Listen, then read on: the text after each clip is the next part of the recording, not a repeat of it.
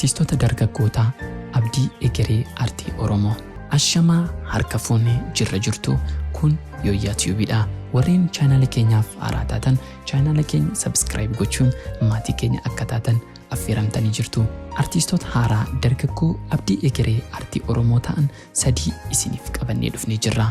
Hanga xumura qophii keenyaatti nu waliin turaan affeerraa keenya. Akkuma beekamu artii Oromoo keessatti artistoota hangafarraa ka'ee hanga ammaatti ulee artii wal harkaa fuuchuun yoona ga'eera. Har'as artii Oromoo gara fuulduraatti ceesisuuf bakka bu'oota horachuun dirqama. Nutis kan irratti hundaa'uudhaan artistoota haaraa dhiyeenya artiitti makamanii jaalatamummaa guddaa horatan egeree artii Oromoo abdachiisoo ta'an jennee sadarkaa itti baafnee qabannee dhufnee jirra.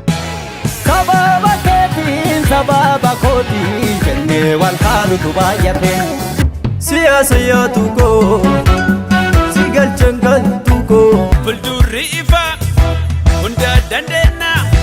Sadarkaa sadaffaarraa yookaan artist Gadaa Hamdaa. Artist Gadaa Hamdaan gara artiitti kan makame eenyu ta'us jaalala guddaa fi nama dhageettii guddaa argachuu danda'edha.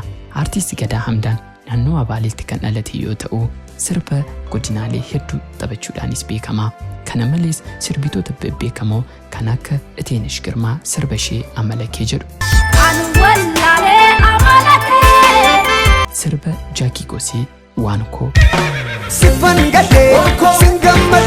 fi sirbitoota hedduudhaafis waloloo fi daloo qopheessuudhaan cimina isaa mirkaneessisee jira. Artist Gadaa Hamdaan kan Baalee, kan Arsii, kana malees sirba ammayyaa Aman jedhuu fi dhiyeenya kan sirba aadaa Muramte jedhuu fi haala yeroo irratti kan xiyyeeffate Yaa Rabbi kan jedhu gurra uummataa biraan ga'ee jira. Artistii dargaggoo kana nuti hojiiwwan isaa ilaallee cimina sagalee isaa waliin wal madaalchifnee sadarkaa sadaffaa kennineefii jira. Sadarkaa lammaffaa artist Andu'aalem Gosaa. Maasaan gabaabaan jiidhaa garbuu malee hin facaasu. Artist Andu'aalem Gosaan gara artiitti kan makame dhiyeenya ta'us jaalala guddaa fi beekamtii guddaa nama horachuu danda'edha.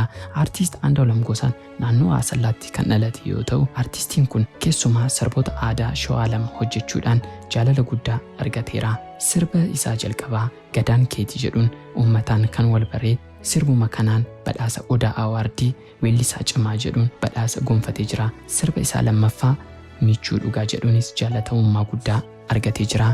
Dhiyeenya kanas sirba haala yeroo irratti xiyyeeffate afaan lamaan mata dureen isaa Nutti Araarame kan jedhu hojjetee nuuf fidee dhufee jira. Artistii dargaggoo kan nuti hojiiwwan isaa ilaallee cimina sagalee isaa waliin wal madaalchifnee sadarkaa lammaffaa kennineefii jirra. Sadarkaa tokkoffaa artist Leencoo Gammachuu.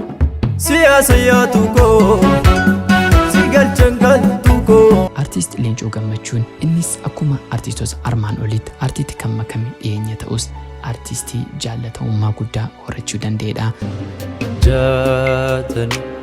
Jaatanii jireenya jaatanii.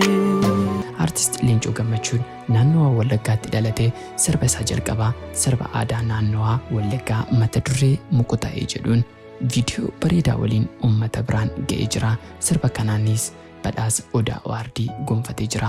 Artist Leencoon sagalee ajaa'ibaa sirboota laafaa saawundi tiraakii fiilmii kan akka Labataa, Jaatanii Jireenyaa, Lafaaf Lafee kan kana fakkaatan hojjetee dandeettii isaa agarsiisuu danda'eera. Dhiyeenya kanas sirba haala yeroo irratti wal qabateen mata dureen isaa Namummaa jedhu hojjetee uummata isaa biraan ga'ee jira. Bishaan darbuuf deemu si nyaatini nu nyaatini yafiraa. Artistiin dargaggoo kun nutis hojiiwwan isaa ilaallee cimina sagalee isaa waliin wal madaalchifnee sadarkaa tokkoffaa kennineefii jirra. Egaa kabajamtoota hordoftoota keenyaa mata duree artistoota dargaggoo abdii egeree artii Oromoo jedhu isiniif dhiyeessaa turre kanumaan xumurree jirra. Yaada keessan komentii nuuf gochuun dabarfachuu dandeessu.